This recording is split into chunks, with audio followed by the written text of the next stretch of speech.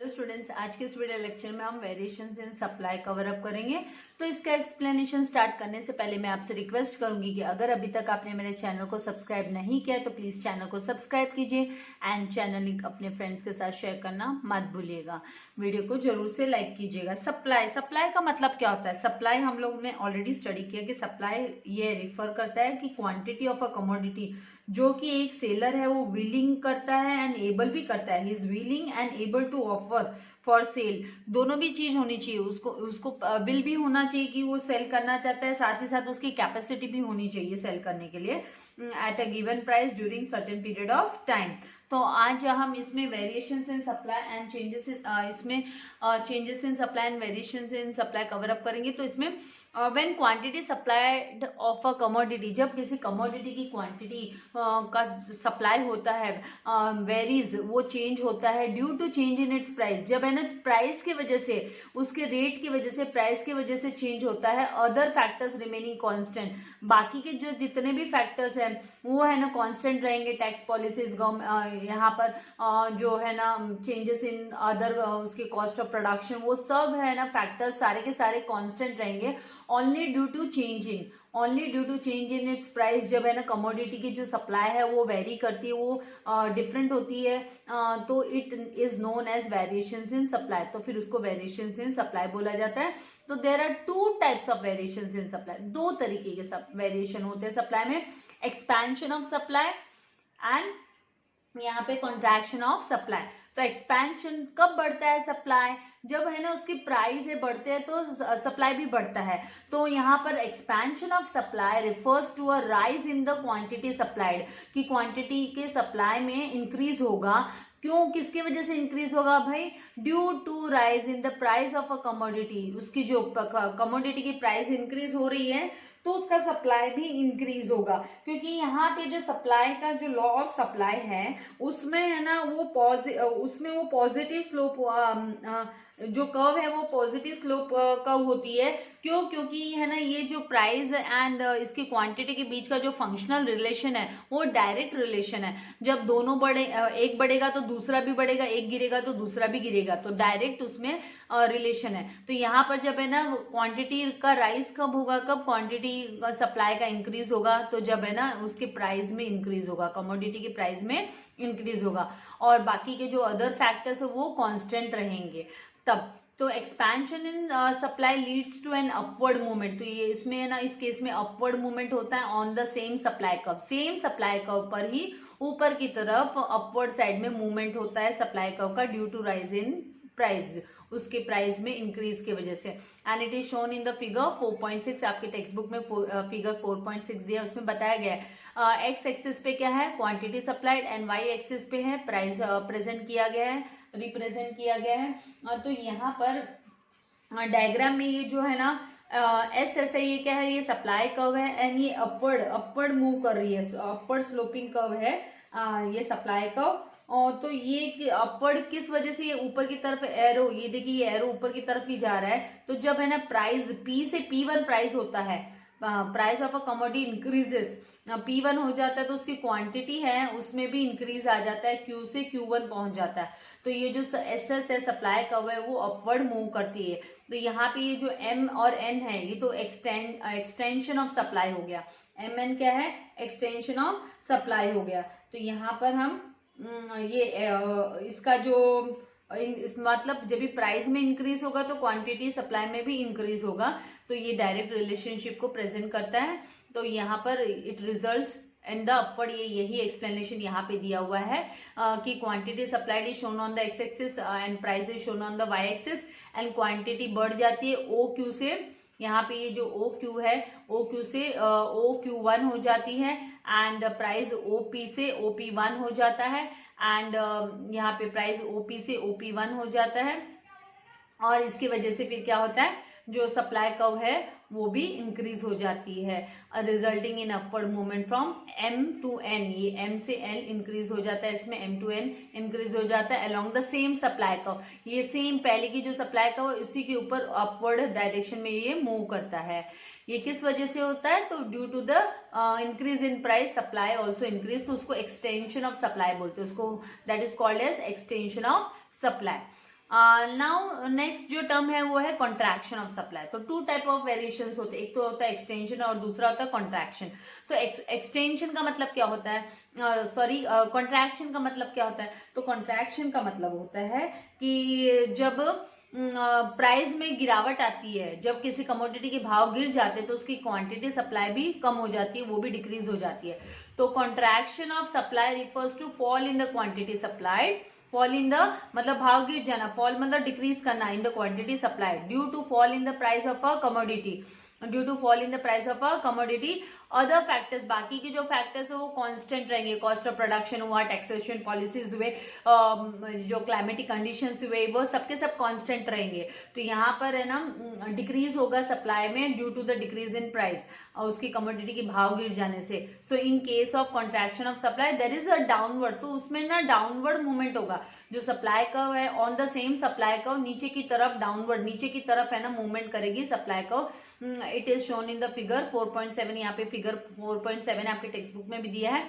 तो उसमें ये मेंशन किया गया है कि on the X axis quantity supplied है, ऑन द वाई एक्सिस क्या है, प्राइस है।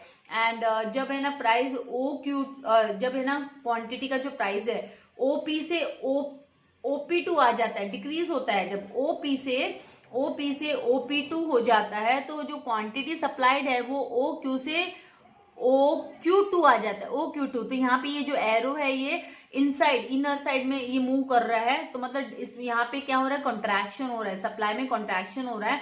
तो यहाँ पे ये जो SS है वो सप्लाई कर्व है, SS क्या है, सप्लाई कर्व है।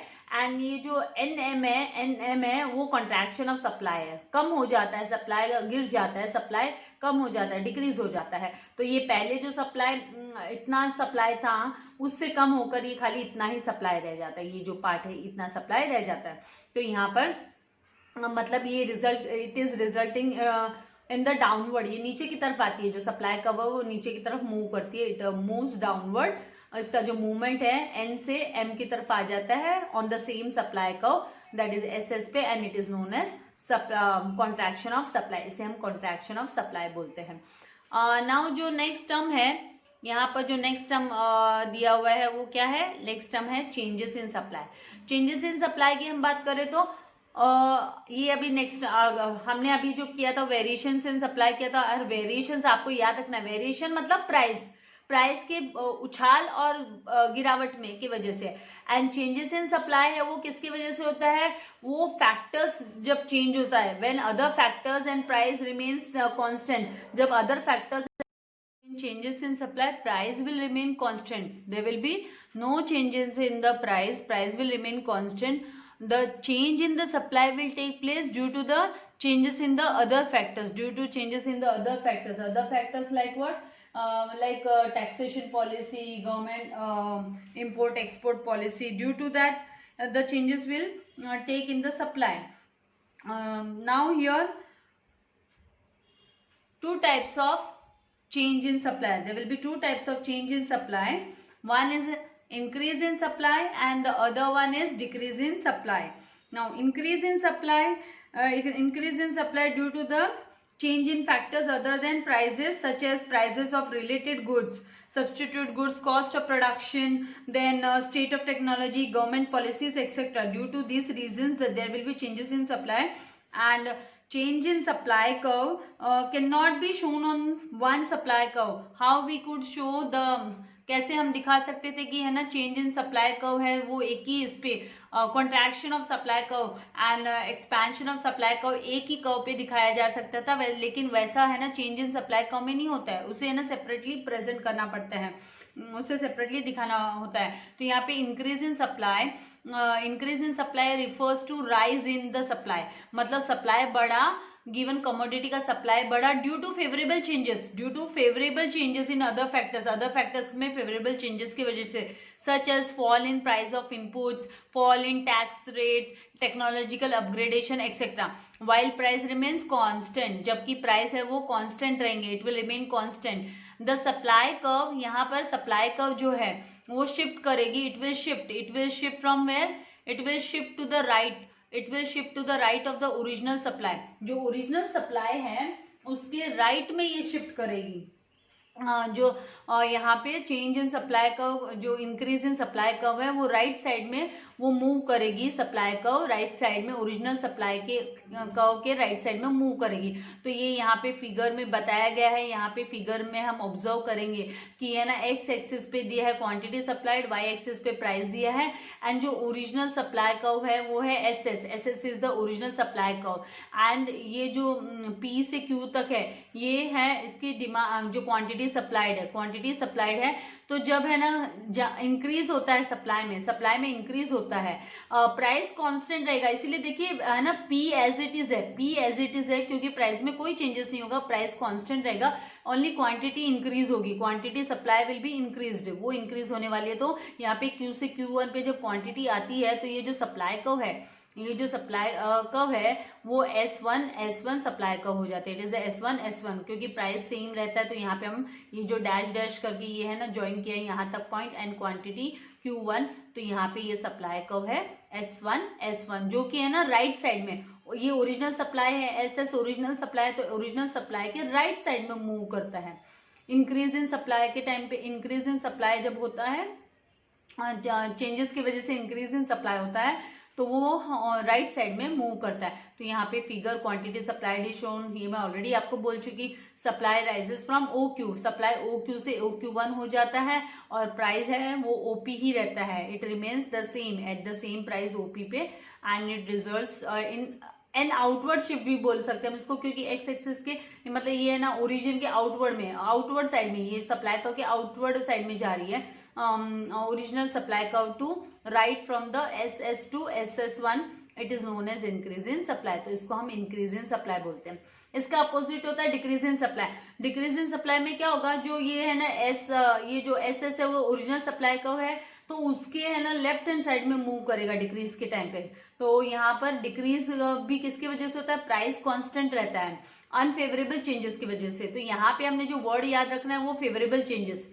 इंक्रीज होता है फेवरेबल, जब है ना जो कंड्यूसिव चेंजेस होते हैं, फेवरेबल चेंजेस होते हैं अदर फैक्टर्स में, उसकी वजह से सप्लाई बढ़ जाती है। और जब अनफेवरेबल चेंजेस होते हैं जो उसको नेगेटिविटी की तरफ लेके जाता है, मतलब डिक्रीज होने की तरफ लेके जाता है, तो उससे डिक्रीज इन सप्लाई। तो decrease in supply refers to fall in the supply of a given commodity में डिक्रीज होना, फॉल होना सप्लाई में, due to unfavourable changes, due to ये जो वर्ड है की वर्ड, ये बहुत इंपॉर्टेंट है, due to unfavourable changes. Distinguish between में भी देखो ना आपका, increase in supply curve is due to favourable changes in other factors and price remains constant. और यहाँ पे क्या होता है डिक्रीज इन में कि unfavourable changes, due to unfavourable changes in other factors such as increase in price of inputs के भाव बढ़ जाना। इनपुट्स में यहाँ पे ना कॉस्ट उसकी बात नहीं कर रही हूँ, प्रोडक्ट की कॉस्ट की बात नहीं कर रही हूँ, यहाँ पे इंक्रीज इन इनपुट्स, जो रॉ मटेरियल है प्रोडक्शन के टाइम पे उसके भाव बढ़ जाने की वजह से, इंक्रीज इन टैक्स रेट, फिर आउटडेटेड टेक्नोलॉजी, फिर स्ट्राइक्स बाय वर्कर, ये सब जो है ना अनफेवरेबल जो चेंजेस है उसकी वजह से जो डिक्रीज आता है, गिरावट आती है सप्लाई में। प्राइस तो सेम रहेगा, while price will remain constant, तो वो गिरावट है वो सप्लाई कर्व जो है वो लेफ्ट की तरफ मूव करेगी, अपवर्ड लेफ्ट में। तो यहाँ पे the supply curve shifts to the left of the original curve, original supply curve के लेफ्ट में मूव करेगी, and it is shown on the figure, in the figure 4.9 में दिखाया है। यहाँ पे एक्स एक्सिस पे क्वांटिटी सप्लाइड है, वाई एक्सिस पे प्राइस है, एंड यहाँ पर जो OP है वो सेम है, OP रिमेन सेम, और ये जो SS है वो ओरिजिनल सप्लाई कर्व है, तो OP remain same, and this quantity supplied from OQ2, ये OQ2 आ जाती है, तो डिक्रीज हो रही है। तो ये डिक्रीज होने की वजह से क्या होता है कि जो नई जो shift in supply curve, there will be shift in supply curve, and that shift will be on the left hand side में मूव करेगी ये। तो यहाँ पर इसका एक्सप्लेनेशन कि in the figure quantity supplied, आपको भी ये है ना एक्सप्लेनेशन लिखना होगा कि quantity supplied is shown on the X axis and the price on the Y axis, फिर supply falls from OQ to OQ2, at the same price same रहेंगे and it results in inward, ये inward outward नहीं आएगा, ये inward आएगा, मतलब ये graph की इनसाइड इनवर्ड शिफ्ट करेगा ओरिजिनल कर्व के inward to left from SS to S2 and it is shown as a decrease in supply. तो ये डिक्रीज इन सप्लाई को प्रेजेंट करता है। तो इस तरीके से आपको ये प्रेजेंट करना होगा। तो आई होप आपको ये कॉन्सेप्ट क्लियर हो गया है changes in supply and variations in supply का। और यहाँ पे ये जो यू शुड नो, भले इससे रिलेटेड आपको एग्जाम में नहीं आने वाला है लेकिन आपको पता होना चाहिए। मेरे हिसाब से ऐसा नहीं है कि आपको प्रोडक्ट ये जो सेल्फ स्टडी के लिए तो दिया ही है, जितने भी यू शुड नो है वो सब आपको सेल्फ स्टडी के लिए दिया हुआ है, राइट। ये खाली इसी साल के लिए है, 2020-21 के लिए है, आगे के बैच के लिए नहीं है। ये जो पोर्शन में, आगे के पोर्शन में तो रहने ही वाला है। तो सप्लाई का मतलब क्या होता है? तो supply is a micro economic concept. ये माइक्रो इकोनॉमिक कॉन्सेप्ट है, स्मॉल इकोनॉमिक कॉन्सेप्ट है। And supply refers to the quantity of a commodity. ये क्वांटिटी कमोडिटी की जो एक सेलर है वो willing and able to offer for sale at a particular price during a certain period of time. And aggregate supply क्या होता है? तो एग्रीगेट मतलब टोटल, तो मैक्रो इकोनॉमिक टर्म आ जाता है। ये मैक्रो इकोनॉमिक कॉन्सेप्ट हो गया। And it refers to minimum amount of sale proceeds. कितना minimum amount of sale proceeds which entrepreneurs expect करते हैं to receive from the sale of output sell करने के बाद में, अपना सेल करने के बाद में eight a given level of employment. तो आई होप आपका कॉन्सेप्ट क्लियर हो गया है। ये डायग्राम्स आपको प्रैक्टिस करने हैं और डायग्राम्स के साथ में जब आप अपने आंसर्स को प्रेजेंट करोगे तो आपको मार्क्स भी अच्छे स्कोर होंगे। तो वीडियो को लाइक करना एंड शेयर करना मत भूलेगा। और वेरी वेरी इंपॉर्टेंट, अगर अभी तक चैनल को सब्सक्राइब नहीं किया तो भाई चैनल को सब्सक्राइब कीजिए ताकि लेटेस्ट वीडियो के नोटिफिकेशंस आपको मिलते रहे। Thank you very much. God bless you all dear students.